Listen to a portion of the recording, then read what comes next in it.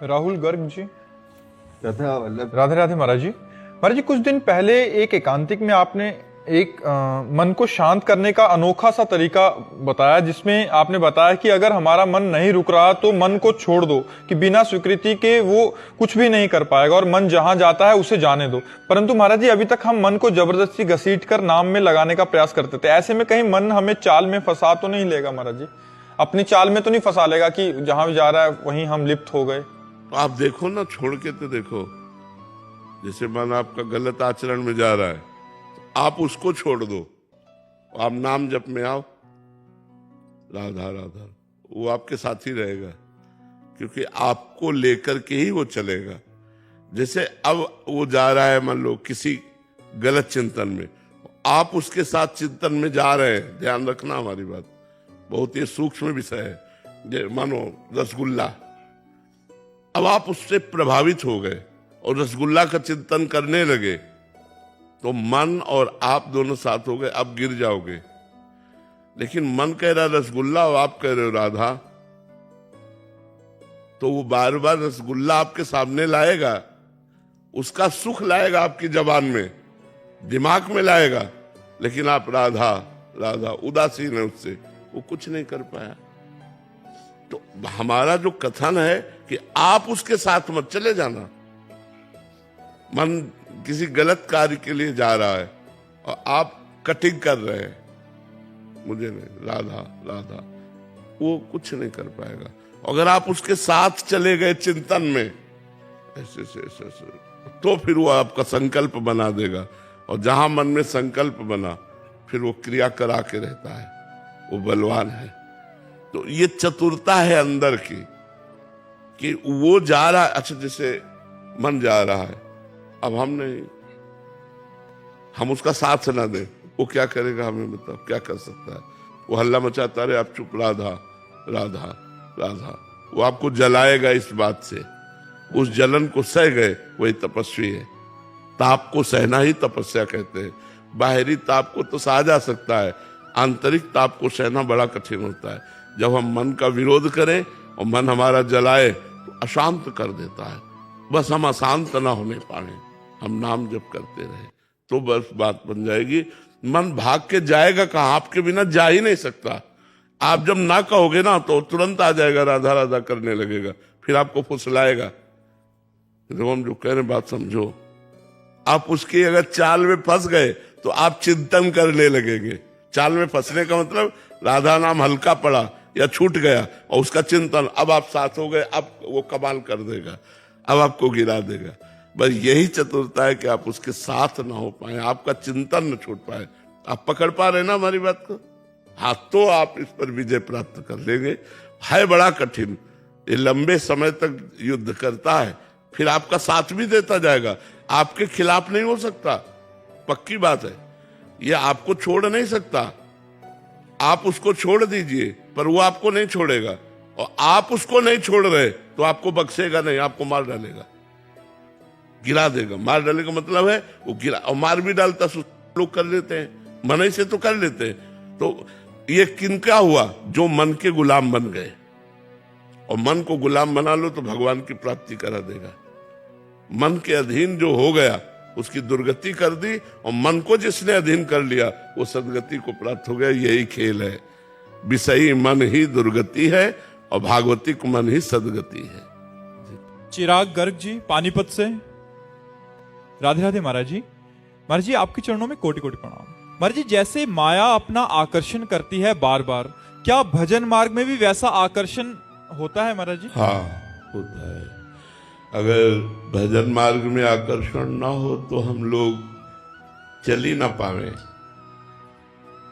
भगवान आनंद का आकर्षण करते हैं। जब हमारे सामने अंधेरा छा जाता है, क्योंकि भगवान मिले नहीं और संसार का राग छूटा नहीं, तो भगवान अपना आकर्षण करते हैं। संतों की वाणी से वो आकर्षण होता है।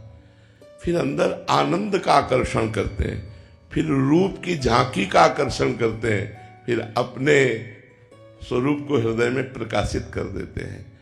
भगवान की एक शक्ति माया है, ऐसी अनंत शक्तियों के स्वामी है। और जब हम उसके दासत्व के लिए चलते हैं तो उन्हीं के आकर्षण से हम चल पाते हैं। और सही पूछो तो जहां कहीं भी कुछ भी आकर्षण है वो कृष्ण का ही है, वो भगवान का ही है। जैसे तो आपको देखने की इच्छा इसलिए हो रही कि श्री कृष्ण आपके अंदर है, अगर वो अंतर ध्यान हो जाए तो इसी शरीर को फूंक दिया जाएगा, गाड़ दिया जाएगा, फेंक दिया जाएगा।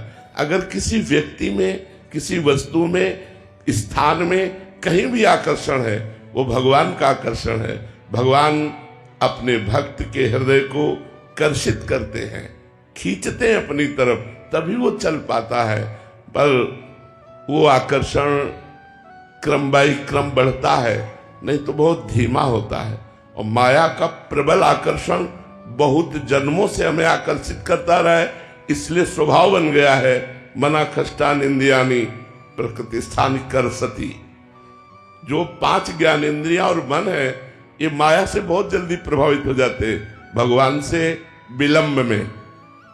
भगवान से जल्दी प्रभावित नहीं होते, क्योंकि भगवान का नाम, भगवान का रूप, भगवान की लीला, भगवान का धाम, ये सब सच्चिदानंदमय है। तो अब इनके परिचय के लिए हमें किसी भगवान के दास का दासत्व स्वीकार करना होगा। जब भगवान के किसी प्रेमी महात्मा का दासत्व मिलता है तो उनकी कृपा से भगवान के नाम रूप लीला धाम का आकर्षण होता है। जैसे श्री नारद जी ने अपना चरित्र व्यास भगवान को सुनाया कि मैं दासी पुत्र था और मेरी मां उन ब्रह्म ऋषियों के घर में दासी की सेवा करती थी। तो उन ब्रह्म ऋषियों के यहां कुछ महात्मा जन चतुर्मास करने के लिए आए, तो 4 महीने वो वहां रुके। और मैं बालक था, मुझे संतों की सेवा का सौभाग्य मिला। उनके जूठे पात्र मार्जन करना, उनकी जूठन पाना, उनकी सेवा में लगना, और 4 महीने में बहुत एकाग्रता से उनकी सेवा की और उनके वचनों को सुना, तो मेरे मन में भगवान का आकर्षण पैदा हो गया। और ये लगने लगा कि मैं भगवान को कब प्राप्त करूं। इतने में मेरी मां का देहांत हो गया, सर्प ने डस लिया, तो जो कुछ हमारा बंधन था वो भी कट गया और मैं घोर जंगल की तरफ चल पड़ा। चलते चलते एकांत सुंदर सरोवर देखा और एक पीपल का वृक्ष देखा। सरोवर में स्नान करके जे ही पीपल के वृक्ष के नीचे बैठा, ते भगवान की मंगलमयी मूर्ति हमारे ध्यान में आ गई। जे ही ध्यान में आई मैं रोमांचित हो गया, अश्रुपुलकित हो गया। अभी भरपूर देख भी नहीं पाया था कि वो मूर्ति अंतर ध्यान हो गई। अब मैं रोने लगा, विलाप करने लगा जंगल में। तो आकाशवाणी हुई, ऐ बालक, अधकचरे योगियों को मेरा साक्षात्कार नहीं होता, इसलिए मैं साक्षात तो तुम्हारे सामने आ नहीं सकता। मैंने ध्यान में तुम्हें आकर्षित किया, अब तुम भजन करके शरीर पूरा करो, अगले जन्म में तुम हमारे निजी पार्षद होगे। तो वही देवर्षि नारद जी कहते, फिर मैं भगवान की उसी रूप का चिंतन करते हुए पूरा जीवन व्यतीत किया और अगला जन्म देवर्षि नारद के रूप में हुआ। तो अब तो जब भगवान को पुकारते हैं तो भगवान सामने प्रकट हो जाते हैं। तो जैसे माया जीव को आकर्षित करती है, ऐसे भगवान भक्त को आकर्षित करते हैं। वो आकर्षित करके परम पद पर ले जाने तक का कार्य भगवान ही करते हैं। वो संत रूप से, गुरु रूप से, शास्त्र रूप से, हृदय की अनुभूतियों के रूप में भगवान ही आकर्षित करते हैं। नारायण राजपूत जी, राधे राधे। महाराज जी, महाराज जी, आजकल कलयुग के प्रभाव से चारों तरफ पाखंड, झूठ और शोषण ही देखा जाता है। इसके चलते कभी कभी सज्जन लोग और साधु संतों में भी दोष दर्शन का भय रहता है, उन पर श्रद्धा कमजोर पड़ने लगती है। इससे कैसे बचा? हाँ, वैसे आप जो कह रहे हैं ये बाह्य दृष्टि है, इसे बाह्य दृष्टि, इसमें भी हमने हाँ मिलाया क्योंकि है बाह्य दृष्टि में। लेकिन अंतर्दृष्टि में भगवान है कि नहीं? सब में भगवान है कि नहीं? सब जगह भगवान है कि नहीं? तो यदि मैं सब में और सब जगह भगवान देखने लगूं तो फिर पाखंड कहां दिखाई देगा? मेरा मालिक नाटक कर रहा है, एक जगह सत्य का नाटक कर रहा है, एक जगह पाखंड का नाटक कर रहा है। फिल्म तभी बढ़िया होती है जब हीरो से जोरदार खलनायक हो, तब मजा आता। नहीं आता है? बोले खलनायक कौन? बोले अमुक। ये फिल्म है भगवान की संसार रची हुई और टॉप की है इसमें। और अच्छा, उसमें तो खलनायक अलग होता है और हीरो अलग होता है। इसमें हीरो भी वही है, खलनायक भी वही है। टॉप का खेल हो रहा है। बस समझ लो वही परमात्मा असत रोल कर रहा है, वही परमात्मा सत रोल कर रहा है। ये बात समझ लोगे तो तुम्हारी श्रद्धा में फर्क नहीं पड़ेगा। जैसे कोई गलत आचरण कर रहा है तो इस समय गलत रोल हो रहा है। यद्यपि वो खलनायक ऐसे भी हैं जो कभी शराब बूंद भर नहीं पीते, लेकिन आपको रोल में पीते दिखाई दे। वो शराब नहीं होती पर वो ड्रामा ऐसा करते। ऐसे ही गलत आचरण का परमात्मा ड्रामा कर रहा है। जब हम ये बात सोचेंगे तो हमारी दृष्टि परमात्मा में रहेगी, न कि उसके गलत आचरणों में रहेगी। तो इसीलिए पात्र का परिचय हो तो फिल्म देखने में ज्यादा मजा आता है। नहीं होता? कौन कौन है? बोले अमुक। अरे फिल्म तो क्या कहना है। पात्र का परिचय तुम नहीं रख रहे हो, तुम केवल रोल देख रहे हो। तभी का ये बाहरी बात है और इसमें भी हामिल आते हैं। बाहरी रोल तुम देख करके बात कर रहे हो, इसलिए तुम्हें दुविधा हो जाएगी कि आदमी गलत है। अगर आंतरिक बात देखोगे कि रोल कौन कर रहा है और ये रोल है, तो आपको देखने में मजा आएगा। फिल्म पैसा दे के देखने जाते हो, झूठी होती है कि नहीं? पूरी झूठी होती है कि नहीं? लेकिन कलाकारी देखने जाते हो तो संसार झूठा है। कलाकारी देखो ना, कहीं ब्याह हो रहा है तो कहीं मरण हो रहा है, कहीं जन्म हो रहा है तो कहीं एक्सीडेंट हो रहा है, कहीं हाहाकार रुदन हो रहा है तो कहीं हाहाकार हंसी मजाक हो रहा है। ये उसका रोल चल रहा है, बहुत बड़ी फिल्म चल रही है ना। तो जो संसार को फिल्मी की तरह देखता है वो कभी दुखी नहीं होता। अच्छा, फिल्म में 4 लोगों को गोली मारी गई, आपको कोई दुख होता है क्या?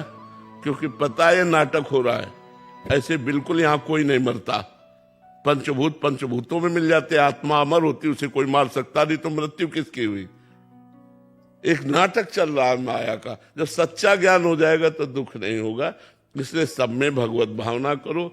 रोल करने वाला भगवान है, रोल भले गलत हो, सब में भगवान विराजमान है। क्रूर, पापी, दुष्ट, नीच, पाखंडी, सब में भगवान विराजमान। उस भगवान को देखो, पाखंड को क्यों देखते हो?